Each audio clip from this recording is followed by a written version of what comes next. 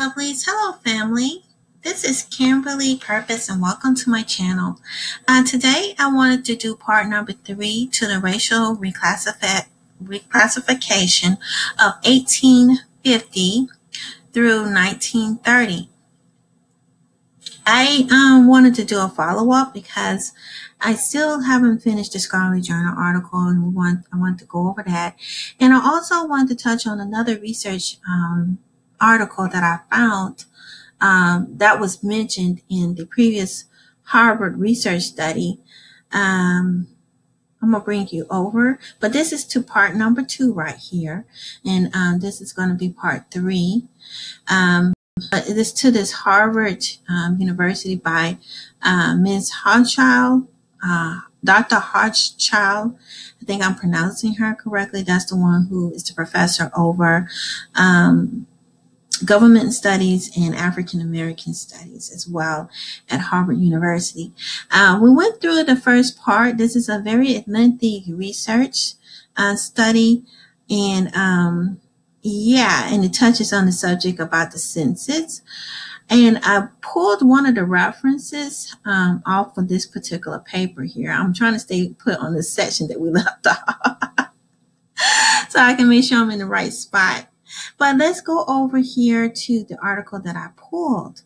It's from the International Social Science Journal, and it was published in May 2005. And it's a slightly older article, but it's not that old. But and it pretty much, I believe this is written by a French professor, Doctor. I'm not sure if he's a doctor, but it's Paul Shore.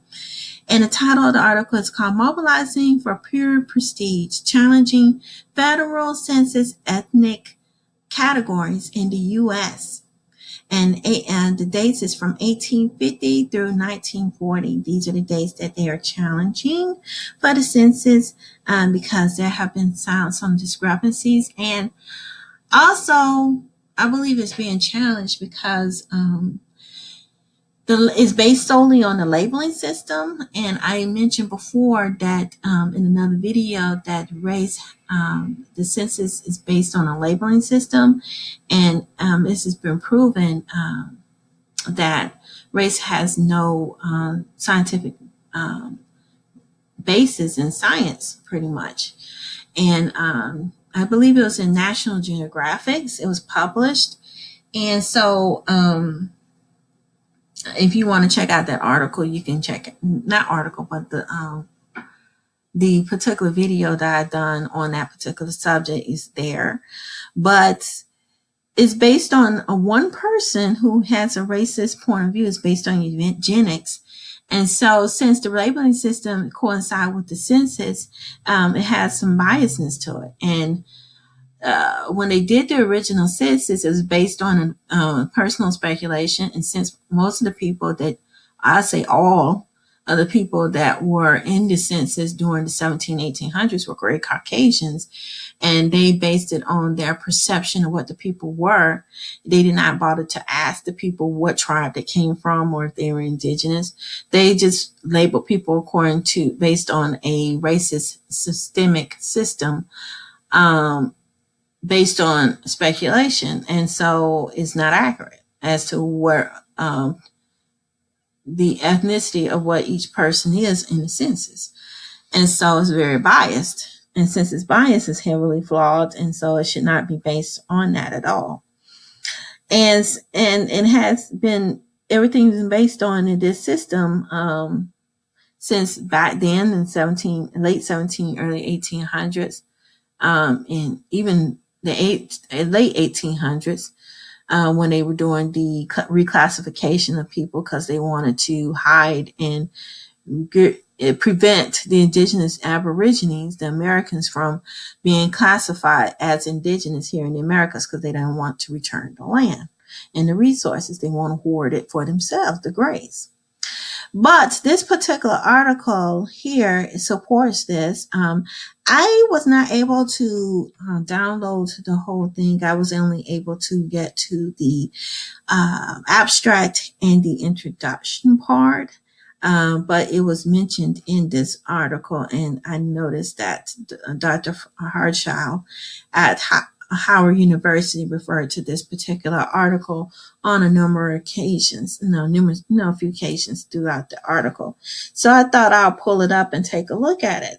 But it's available on Wiley Online Library. They're notorious for charging people just to download articles. So if you are not affiliated with a college or university, it's sort of hard to get access to this. And even then, even if you're a student, sometimes you still can't get to these articles. They still want to charge. So I'm not sure exactly how much is charged. The free portion is just the abstract and the introduction. And we're going to go over this particular part. And it says here, Paul Shar is a historian and a lecturer of American Studies at the University of Paris at Nanterre, and a researcher at the Centre of Etudes Nord-Americaines. So I guess he's an expert in American history, which is quite interesting. His initial research was on the social construction of census categories in the USA since independence. His current work focuses on the social history of the 20th century U.S. consumer and on differentiations of consumption markets and practices along with racial, ethnic, and social lines. And this is his email address, which is quite interesting. I'm glad they put his bio on here. But according to this abstract, it says here, the U.S. Census is characterized, among other factors, by the importance it gives to this day to race. There is an ongoing debate on the use of racial categories to underpin affirmative action policies, but their presence in the census is little discussed. Pretty much, because they want to keep the status quo. And it says here, this tends either to mask dysfunction of racial and ethnic categories in the pre-civil rights era, or to lead to consideration of such categories as mere residue of historical discrimination. Yet, it would be unfortunate to write a history of such census categories that reduces them to these two functions. To identify first groups of non-European origins and then new immigrants subject to official discrimination, and later that's opposed to sentence in order to include them within the scope of compensatory policies. Such an approach would lead the more complex and still largely neglected history of the social construct of ethnic and racial categories. This article examines several cases in which groups mobilized to demand that government agencies should take account of their existence in a different way, in contexts where no material advantage was at stake. In so doing, it is histories that statistical categories of race and ethnicities which cannot be understood solely by reference to their current usage. Okay. And pretty much in a nutshell, what he's saying is it's unfortunate that the census may be based on historical discrimination. He's not taking quite a side to this, but he's just saying that's speculation that this has occurred. I sort of he mentions in it, but I personally believe that it's heavily based on historic discrimination because the United States is based on the backs of the Aborigines and their work as slavery, using free labor to build this country, and the fact that the slave system is filled with American Aborigines, and is based on a racist judicial system. And in these prison systems that's ran by private interest groups and the government, I believe they're all in cahoots with each other. Based on slavery still, they get free labor. So since this whole economy is based on the backs of the American Aborigines, the AKA African Americans, is proof enough right there. That's what they're doing. They're doing it today as they did yesterday. in the past. So there hasn't been no difference. So it's solely based on historical discrimination and present discrimination. So nothing has changed. Just nothing. Only thing that changed they do is gray wash the history books to make it look like they didn't do anything, when in fact lies is still in existence to this very day. But let's continue. Yeah, it would be unfortunate to write history of such census categories that reduces them to only two functions. And so, Europe, and it is, and pretty much it's saying that the first groups are non-European origins and the new immigrants. And it's like I said, he was just pretty much talking about how they use this system to classify the immigrants and also the settlers. That will say, and how they classified the indigenous Aborigines, and how they pretty much allowed the immigrants steal the identity of the American Aborigines in order to reap benefits and rights on this land that's not theirs, pretty much. And he also touched on the neglected social constructs of ethnic categories have not been supported by science or been used. They didn't use statistics. The bottom line is they did not use statistics that were used, software statistics that help cut down on the biasness. And this was developed later on during a more new technology, during I would say the later part of the 19th century and the 2000s. Then there is definitely some sort of discrepancy there in the research. But let's continue on. Oh, I did. Did I read it all? I did. That was it, you guys. But this pretty much is what they're saying in a nutshell. And it says down at the bottom of the last paragraph, it says, in doing so, histories and statistics categories of race and ethnicities, which cannot be understood solely by reference to their current usage. And like I said, I agree with him on this last sentence, which is pretty on point, is that the history does not, the inaccuracies of the history and historical data cannot be used in current research as it is today, because it's not accurate. If whatever was documented historically and is based on speculation and opinion, and is not based on mathematical statistical research, it's based on speculation, the whole labeling system itself, then it's not accurate today, because everything's based on the past, on on eugenics. And if it's based on eugenics, then it's not accurate. So I would love to read this article to try to see what this particular researcher is coming from. I think he's trying to keep a neutral point of view near the top, but at the end he does give some hint as to what he is, what he seems to find in the research. I would love to read it, but this is not a free article. You got to pay for it, you guys. So I wasn't able to get to it, but I wanted to share with you all this particular research because it found it to be quite interesting. It would be nice to see if he included the American Aborigines. That's what I would like to know, because this researcher here in America at Harvard University clearly brainwashed the American Aborigines out. And then she mentioned them as being black, which is not accurate labeling term for us, And she writes it in a way where we come from somewhere else, like they always do, with the false narratives. But we're going to see what she says here.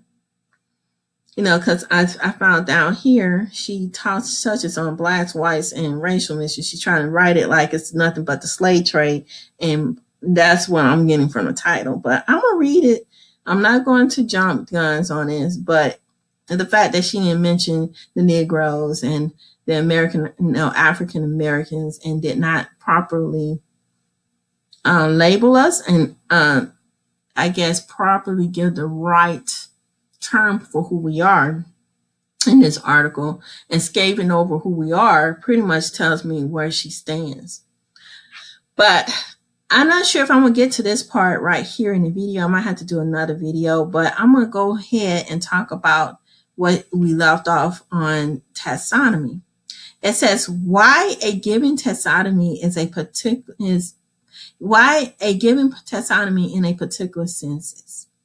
It says here, to supplement the array of extant explanation about why census create particular racial taxonomies, and to show why American census taxonomies were so incoherent, illogical, and unstable between the 1850 and the 1930, it is necessary to look into the institution of particular policymakers and policy decision makers themselves. Within a given domestic and international context, bureaucratic and legislative actors make genuine, through constraints, choices from racial categorization. Their choices, we argue, result from an unsystematic and fluid mixture of three motivations: political, scientific, and ideological. Over the 90 years of our study, these motivations sometimes reinforce, sometimes blurred, and sometimes conflict with one another, producing a set of results that can explain retrospectively, but those contours will not be cannot be predicted. So, well, I noticed that she noticed that there's a fluid mixture of three motivations: political, scientific, and ideological. And then she mentions that as a blur. And I also noticed that she always mentioned blurring. The blurring is the gray washing by gray Caucasians of the indigenous Aborigines that are here in the Americas. The simple fact that you did not mention the American Aborigines, the Negroes, at all in this study is the fact that you completely eliminated a particular group that were here first, the Paleo Indians. And it just tells me right here that she's all in cahoots with the groups of people that are brainwashing history. You did not mention. And then the fact that you refused to admit that the conflict, the results, it's just mind-boggling. In this article, and she pretty much shows what they're essentially doing, brainwashing the American Aborigines out of history, and then trying to make it look like the Mexicans, the half-breeds, and also the Mongoloid Indians were here instead of us. The blatant disrespect and racist tactic of brainwashing our history and trying to make it seem like other groups such as the Mexicans and the Mongoloids were the primary ones who suffered the discrimination of having their identity stolen in the census. And also the way she wrote it at the beginning of them suffering from Jim Crow is ridiculous. It's like she's totally brainwashing history. And this article is an example of how they always done it. They put in scientific research and scientific articles. I see it as plain as day. I don't know if you all see it, but I see it as plain as day. Okay, you exclude the American Aborigines out of history, don't even mention it, but then you make it look like the Mongoloids were the ones that suffered Jim Crow. If I'm not mistaken, I have not seen not one Mongoloid, very few, if any, in the United States being lynched on trees. Have y'all seen any Mongoloid Indians, any Mexicans being hung on trees during Jim Crow? And to this very day, I don't see Mongoloids being hung on trees just like they done in Jim Crow. And if you don't see Mongoloids being hung on these trees, they have not suffered the blunt end of Jim Crow, so they should not even be mentioned in this article as the people being the ones that suffered. Why are they being put on the forefront when all of this is pertaining to us, mostly? That's why I have a problem with this particular article. And they use these fancy terms, these long words to hide the fact of what they're trying to do. You can't hide it because we can read and write and we understand exactly what you all doing right now. You know, that's why I said this is why this right here is an example why we should not have great Caucasian professors and scientists writing all our narratives. You know, is something that we should be doing for ourselves. You know, and Harvard is one of these racist institutions that are notorious for doing this. You know, because they're writing to narrative and writing what they want to write. But we see what you all doing. Okay? It's not hidden anymore. We see what you're doing. And we will fix it. Let's continue. It says here, the political. We mean two closely related phenomena. The desire for partisan advantage and the desire of one institution to control the autonomy of another. In particular, we examine the relationship between Congress and Census Office bureaus in order to see how jockeying the locus of powers between the two bodies of affected racial categories used by enumerators in the field. By scientific, we mean the efforts by agency and analysts to produce results that warrant approbation from the professional peers. This motivation accords well with the desire of bureaucratic autonomy, but is likely to reflect with the urge of creating and use data for partisan advantage. By ideological, we mean agencies, politicians' desire to reinforce the act upon deep normative beliefs about the racial order, which may or may not be articulated or even in the consciousness of the actors. Ideologies can reinforce an agency's commitment to professionalism of undermining it. Ideologies may similarly reinforce partisan's loyalties or complete them as a party, mainly as a vehicle for jobs and spoils. Wow. By political, we mean two closely related phenomena. The desire to be advantage of one institution to control the autonomies of the other is pretty much. So that's what she's pretty much saying, the institution of the United States to control the whole workings of other ethnicity groups. So pretty much the Caucasians runs this whole things of the racial groups as it pertains to other people.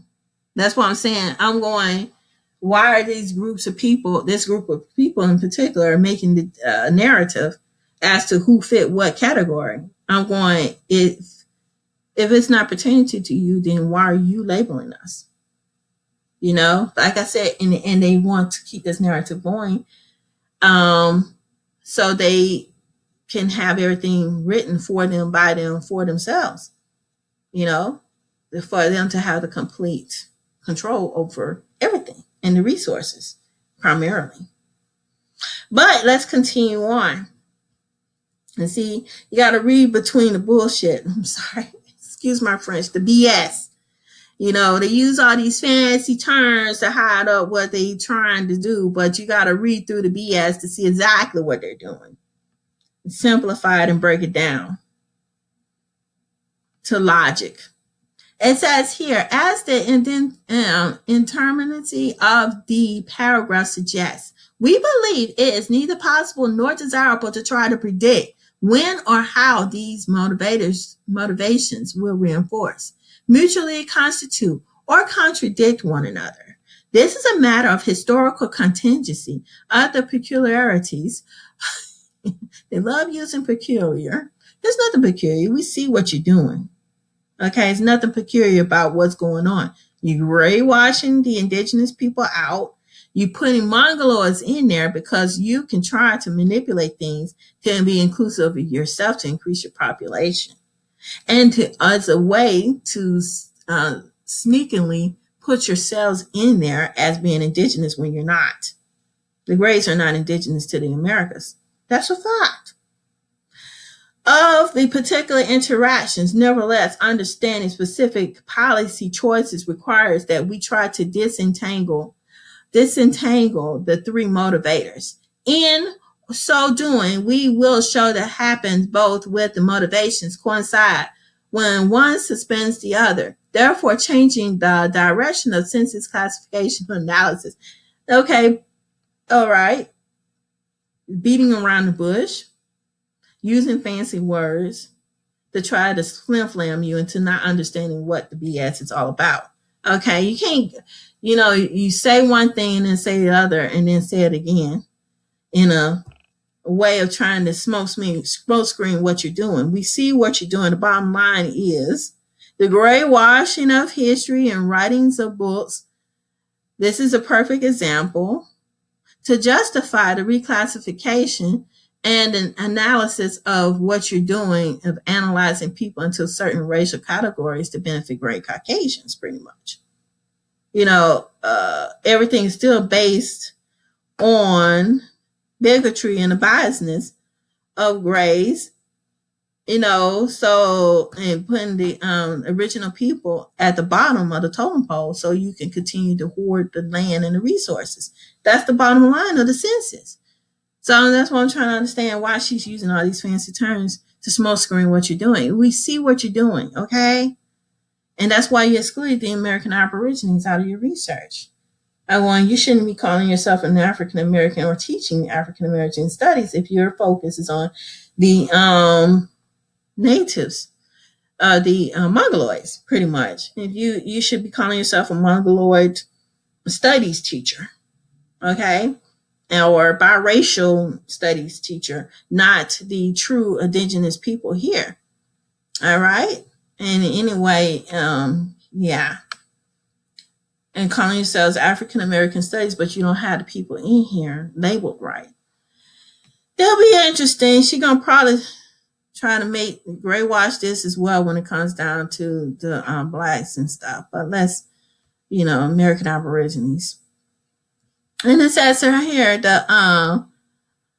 the final priority notes, just as the three motivations shows no linear trends. So racial reorganization as a whole need not tend in one direction.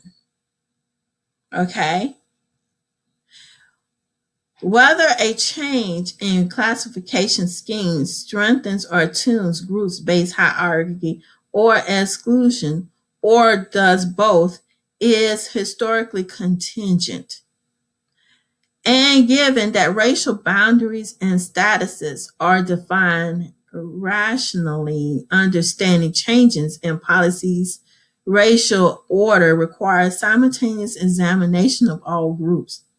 Okay, it's funny how she says that, but this article, it seems like she's focusing more on the Mexicans and the Hispanic because that's what they're trying to do, is continue the narrative of saying that they are the only ancient people that were here in the Americas, and as a technique to put themselves as being indigenous by classifying themselves, including the Mexicans and certain Hispanics, as being white or Caucasian grays, so they can increase their population size, and also as a slick technique of putting themselves as indigenous when they're not indigenous here at all.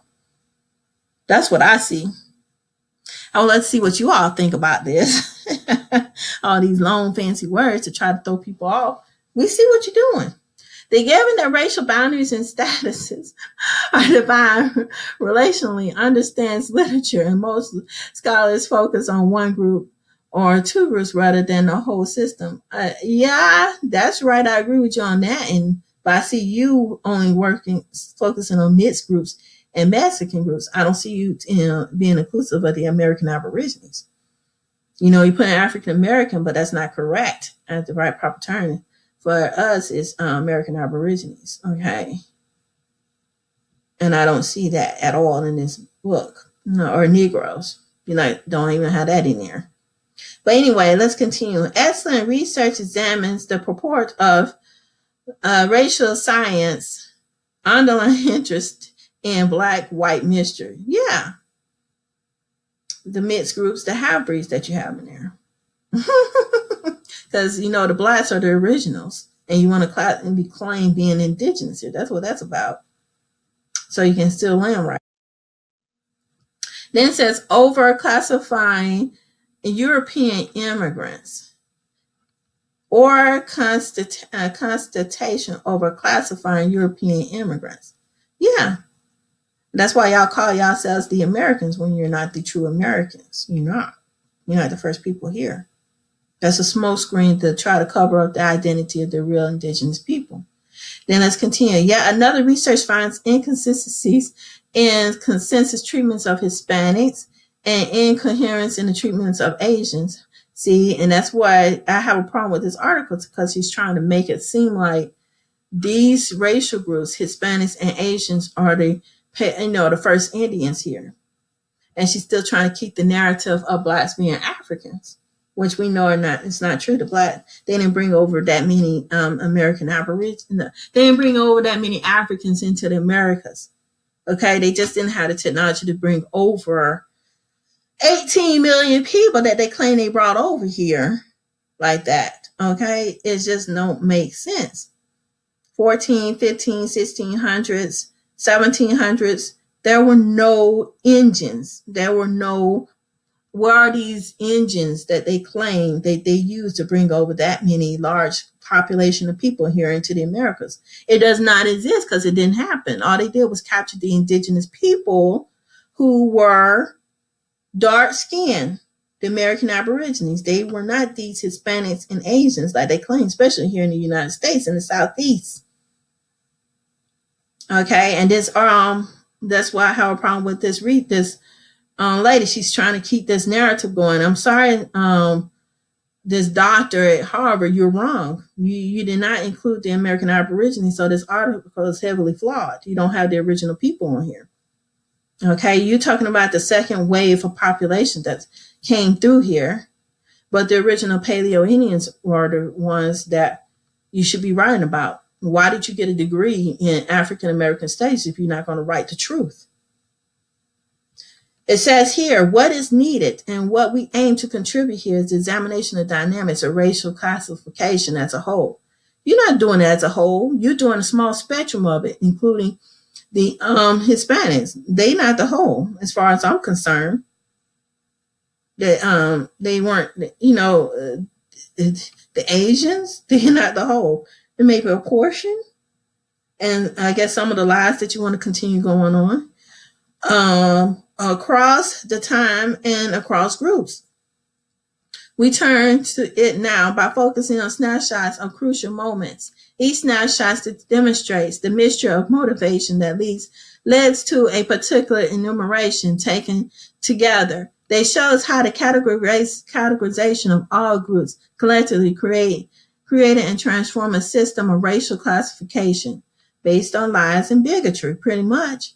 Each snapshot also suggests how the dynamics of the disciplinary control of aspirations for inclusions operated for a given group at a given time, how technology, international pressures, and bureaucratic stiffness intermittently contributes to a particular classification scheme. But technology, you didn't even have an engine to bring over that many people. You got the people who were here first labeled as being Africans and blacks. You got the whole thing wrong because you want to cover up the evil deeds that y'all did. That's what this is all about. Sickening. It says, by the time the reader has absorbed the sets of snapshots, the narrative history of American history reorganization around the turn of the 20th century should be clear. It's not clear because y'all are trying to change everything and trying to hide it. It will be clear if you put the truth down. That's what you can do, Miss Professor of Harvard. Tell the truth for a change. I don't see this in this particular research. Okay, and then how I don't see Mexicans, Hispanics being classified 5, 10, and 5 or 6, 10 times throughout history like we have. They were able to, they were either classified as white or Hispanic, and maybe a few of them as black. But how many times have the black people, the American Aborigines, been changed? Okay, Indian. We've been changed from Indian, colored, what other Indian, Negro, colored, Black, African American. We've been changed out of all the ethnicity groups. We've been changed the most. Okay? Out of all of them, including the Asians that you try to say are the first ones here. They're not the first ones here either. Okay? You still got the whole system wrong because it's still based on racism. Y'all are being racist. Okay? This Harvard research is being racist and biased. And I found that it's interesting that the same school, the same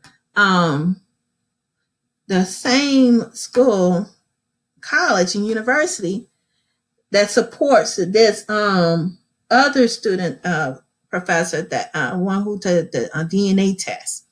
Can't think of his name right now, but I did a video about him, these false narratives that's taking place, stripping the indigenous Aborigines of their identity, which is wrong. And you got people that same hue of us that's doing the same thing, who graduated from Harvard, this same university, this heavily indoctrinated, still spewing out the eugenics from a long time ago. Is not scientifically supported. Okay? And it's been proven that this labeling system is wrong and inaccurate. It needs to be fixed. And it needs to be torn down because it's not accurate.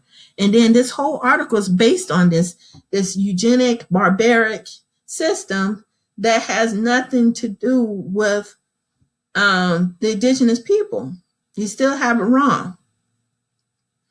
And until this article is full of it. It's from what I'm reading, especially in this particular paragraph. All these fancy words, the smoke screen, what just took place. We still see you. Okay? You can use all the fancy terms in the world to try to act like you all this educated, and you still indoctrinated based on eugenics. It's based on lies. Because y'all still want to keep the narrative going, and I'm sorry, we see you. We see the BS. But I'm sorry. I'm not sorry. This is how I feel, and I'm pretty sure it's how a lot of American Aborigines feel. We're tired of the BS and the greywashing of our history and the lies. Because y'all want to keep this narrative going and make it seem like that y'all the superior race and that y'all were here first because y'all want to just keep the land and resources to yourself. But I'm sorry, you all were not here first. The Greys were not here first. Okay? And then having these indoctrinated professors over African American history and trying to tie us to Africa when we always been here is wrong. And like I said, but yeah, please like this video, thumbs up. Don't forget to subscribe. I have 2 more other channels, backup channels, one on psychology and one on spirituality and healing, and motivational and spirituality type channel. I can check those 2 channels out. And I just started, so I gotta really put more videos up. So my chocolate necklace is still coming soon to the Purpose Healing Art Store. My videos, the counseling workshops and trainings that I have online will be coming soon. I'll keep you guys posted under the Purpose Counseling Wellness Center and Institute. That's coming up soon as well. I'll keep you guys posted. I'm doing some court-ordered classes that y'all might want to check out, and some classes on the indigenous people as well, the American Aborigines, and different counseling, motivational type classes as well. But please like this video. And don't forget to subscribe. I'll keep you guys posted on the many projects that I'm working on. And I'm working on a lot of things. Until next time, peace, family, and bye-bye.